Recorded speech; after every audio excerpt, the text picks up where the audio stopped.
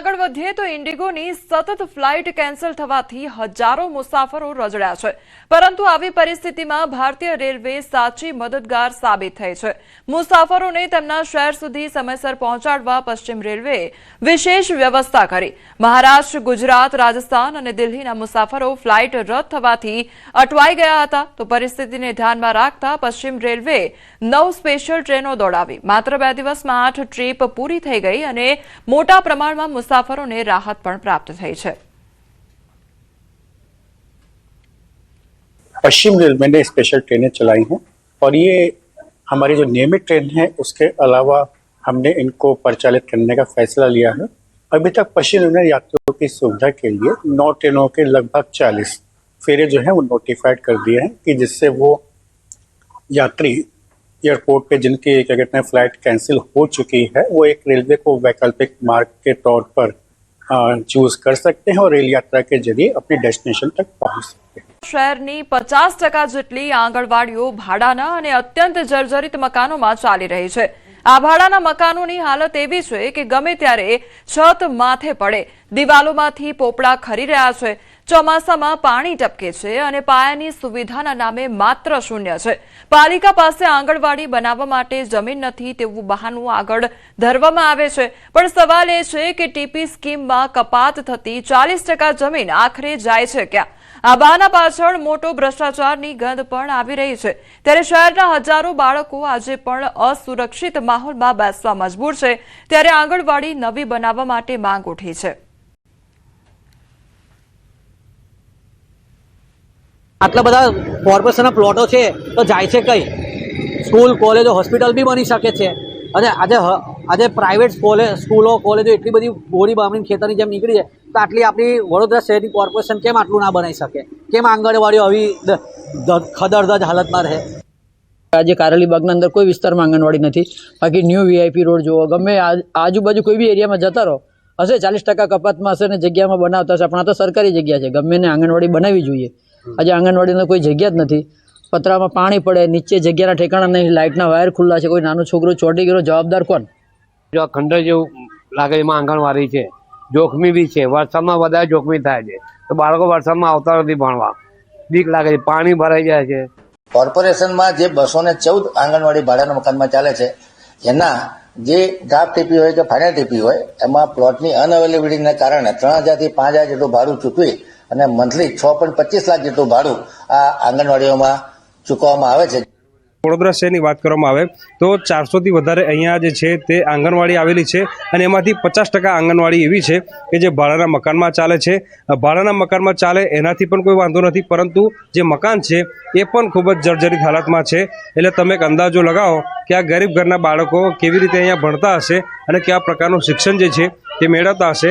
આંગણવાડી બહેનો છે તેઓ તેમના તરફથી આ તમામ પ્રયત્નો કરે છે, પરંતુ બાળકોને જ્યારે ભણવાની વાત હોય ત્યારે પ્રાથમિક સુવિધા ખૂબ જરૂરી હોય છે।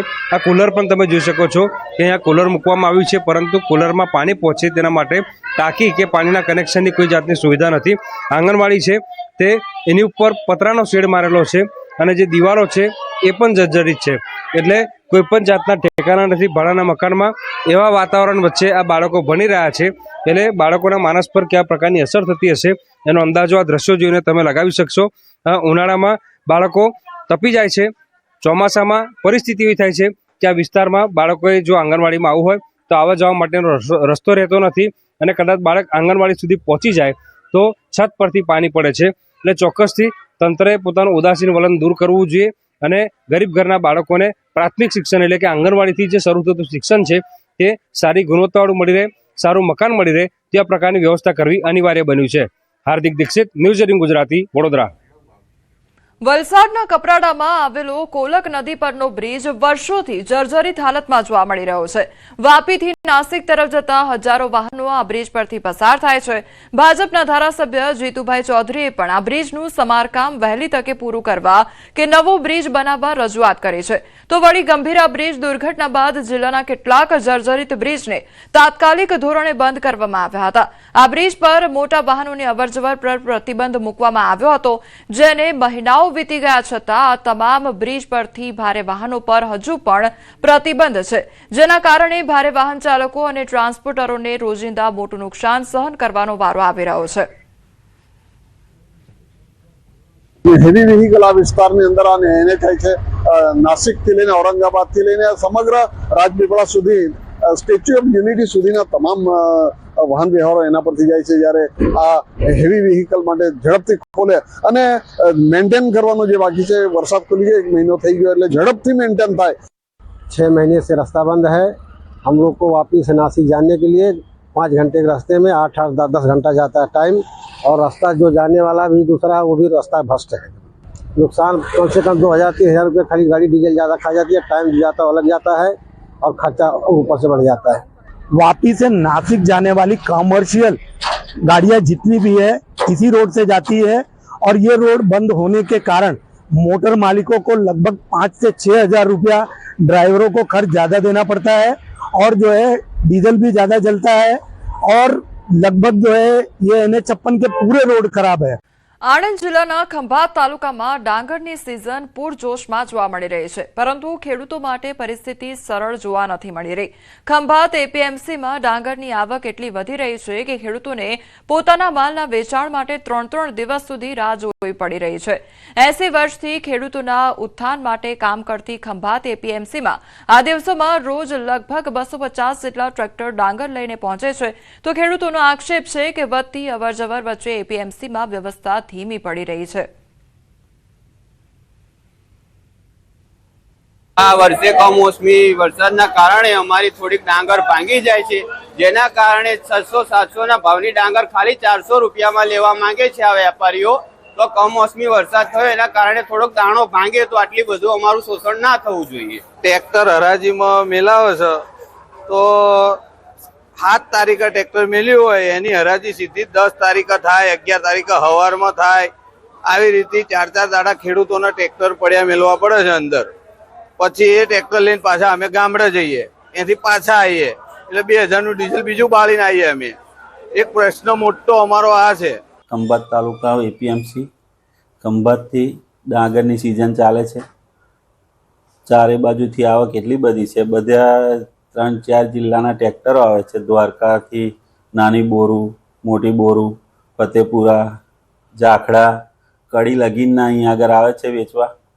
એટલે ડાંગરની આવક તો ખૂબ છે, એટલે તો ટ્રેક્ટરો વધી જ ગયા છે. એટલે આપણે ક્રમ વાઇઝ લઈએ છીએ. થાપા બજારમાં ધાર્મિક ટ્રસ્ટની દાદાગીરીનો વિવાદ વધુ એકવાર ગરમાયો છે. ન્યૂઝ 18 ગુજરાતીના અહેવાલ બાદ લોખંડના દરવાજા તો હટાવવામાં આવ્યા, પણ લોખંડના પાઇપ મૂકી ફરી એક વખત રસ્તો લોકો માટે બંધ કરવામાં આવ્યો છે. ટ્રસ્ટની આ કરતૂતના કારણે ઇમરજન્સી વાહનોને 2 કિલોમીટરથી વધુનો ફેરો ફરવો પડે છે. તો મામલે મનપાએ પણ કડક કાર્યવાહી હાથ ધરી છે. મેયરે કહ્યું કે આ રસ્તો તમામ સમાજના લોકો માટે આપેલો છે. મનપા દ્વારા વાહનો પર પ્રતિબંધ હોવાને લઈને બોલાર્ડ મૂકવામાં આવ્યા છે, અને ટૂંક સમયમાં હાઇડ્રોલિક બોલાર્ડ મૂકવામાં આવશે તેવું પણ કહ્યું છે. એના ભાગરૂપે અમે સૌનો સાથ, સૌનો વિકાસનું નિરાકરણ કરી અને બોલાર્ડ મૂકી દીધા, એટલે કોઈ પણ રાહદારી ત્યાંથી ચાલી શકે તે માટે મહાનગરપાલિકા દ્વારા ત્યાં બોલાર્ડ મૂકી દેવામાં આવે છે.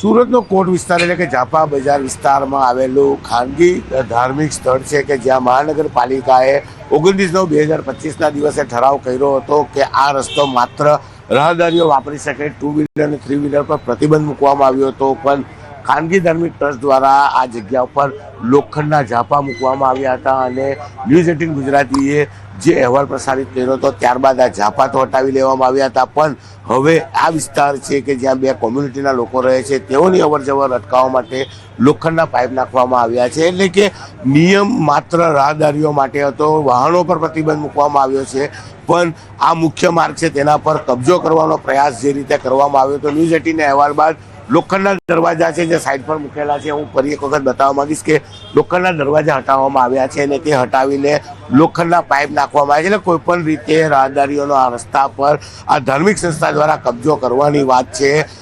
જો કંઈ કહી શકાય કે આ વિસ્તારમાં કોઈ ઇમરજન્સી ઘટના બને તો ઇમરજન્સી વાહનોને 2 કિલોમીટર જેટલો ફેરાવો ફરી અને પાછળના ભાગમાં જવું પડે, અહીંથી સીધી રીતે વાહનો જઈ શકે તેમ છે. એટલે કે માત્ર 2 વ્હીલર 3 વ્હીલર પર પ્રતિબંધ મૂકવામાં આવ્યો છે, ઇમરજન્સી વાહનો પર નહીં. પણ અહીંયા તો તમામ નિયમો નેવે મૂકવામાં આવ્યા છે. અને પાછળનો જે ગેટ છે કે ત્યાં આગળ 2 વ્હીલર પર પ્રતિબંધ છે, પણ આ ટ્રસ્ટના લોકો વાહનો લઈને પસાર થઈ શકે છે. અન્ય લોકો માટે આ નિયમ બનાવવામાં આવ્યો હોય તેવું લાગી રહ્યું છે. એટલે કે ધાર્મિક ટ્રસ્ટના લોકો મહાનગરપાલિકા કરેલા ઠરાવને મરોડીને રજૂ કરી માત્ર તેમનો ઉદ્દેશ આ જગ્યા પર કબજો કરવાનો છે. હવે અન્ય સમાચારો પર નજર કરીએ તો અરવલ્લીમાં યુરિયા ખાતર માટે લોકોની લાઈન લાગી છે.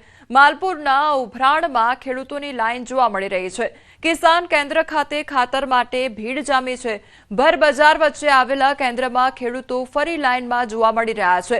ત્યારે વાવેતર બાદ જરૂરી ખાતર નહીં મળતા આક્રોશ પણ ખેડૂતોમાં જોવા મળી રહ્યો છે. તો ખાતરની લાઈન માટે ફરી એકવાર ખેડૂતો ઊભા જોવા મળી રહ્યા છે અને ખેડૂતો હેરાન પરેશાન થઈ રહ્યા છે. તો ખેડૂતોમાં આક્રોશ પણ જોવા મળી રહ્યો છે. સંવાદદાતા હાર્દિક અમારી સાથે જોડાઈ ગયા છે. હાર્દિક, યુરિયા ખાતરની લાઈન અત્યારે લાગી છે, કયા પ્રકારની પરિસ્થિતિ જોવા મળી રહી છે? કોમલ, ચોક્કસથી જે પ્રકારે અરવલ્લી જિલ્લામાં ઘઉંનું વાવેતર થયું છે, વ્યાપક પ્રમાણમાં વાવેતર જોવા મળી રહ્યું છે, તેમાં યુરિયા ખાતરની ખૂબ મોટી જરૂરિયાત છે. ખાસ કરીને મેઘરજ, ભિલોડા, માલપુર, મોડાસા પંથકમાં આજે યુરિયા ખાતરની જરૂરિયાત છે. આ સંજોગોમાં માલપુરના ઉભરાણમાં આજે વહેલી સવારથી યુરિયા ખાતર લેવા માટે પડાપડી જોવા મળી હતી. ખેડૂતોએ લાંબી કતાર લગાવી હતી. ખાસ કરીને જે પ્રકારે ગાડીઓ નથી આવી રહી ખાતરની, ત્યારે વહેલી સવારે ગાડી આવતા ખેડૂતો ખૂબ લાંબી લાઈનમાં જોવા મળ્યા હતા. અને જે પ્રકારની જરૂરિયાત છે તેની સામે જે જથ્થો છે નથી આવી રહ્યો, તેના કારણે લાંબી કતારો જોવા મળી રહી છે. અને હાલ જે વાવેતર થઈ ચૂક્યું છે, ખાતરની જરૂરિયાત છે, અને આ સંજોગોમાં ખેડૂતો ભારે મુશ્કેલીમાં જોવા મળી રહ્યા છે. જી કોમલ. હાર્દિક, સમગ્ર માહિતી બદલ આપનો આભાર.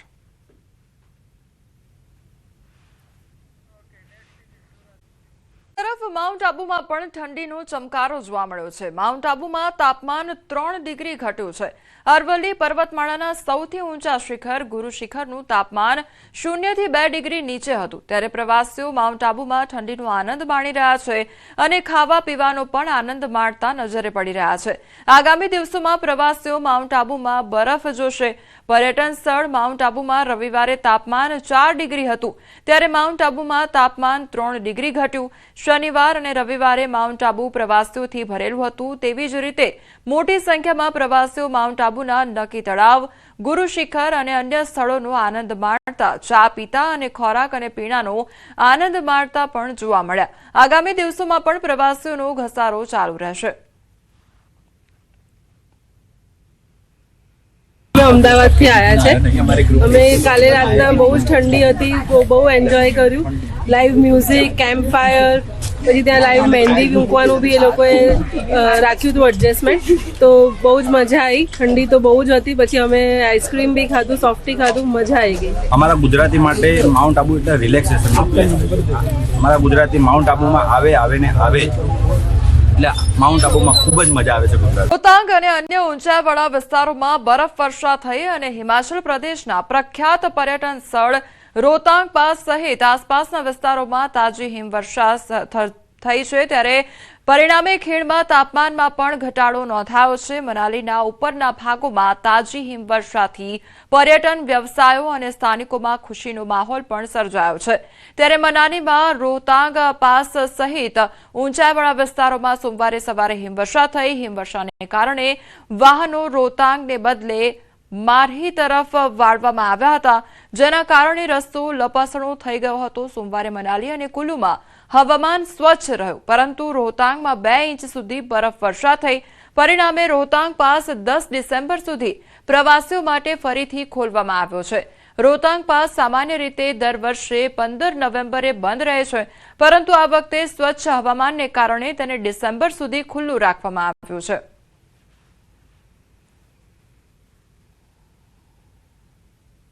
अभी जो सुबह की जो ठंड थी, रोहतांग में जो बर्फबारी हुई है, उससे जो है बहुत ही हमारे को फायदेमंद है और पर्यटक जो है और ज़्यादा आए. हमारे को ये उम्मीद है कि थोड़ी और ज़्यादा आएगी. કડકડતી ઠંડી માટે હજુ પણ રાહ જોવી પડશે. ઠંડી અંગે હવામાન વિભાગ દ્વારા આગાહી કરવામાં આવી છે. તો આગામી 7 દિવસ તાપમાન યથાવત રહેશે. રાજ્યમાં ઉત્તર પૂર્વથી અને પૂર્વના પવન ફૂંકાયા છે. તો સૌરાષ્ટ્ર કચ્છમાં લઘુત્તમ તાપમાન સામાન્ય રહ્યું. નલિયાનું લઘુત્તમ તાપમાન 10 ડિગ્રી નોંધાયું છે. તો હજુ પણ જે કડકડતી ઠંડી માટે લોકોએ રાહ જોવી પડશે. હવામાન વિભાગ દ્વારા આગાહી કરવામાં આવી છે. તો કડકડતી ઠંડી માટે હજુ પણ લોકોને રાહ જોવી પડશે. રાજ્યમાં ઉત્તર પૂર્વથી પૂર્વના પવન અત્યારે ફૂંકાઈ રહ્યા છે.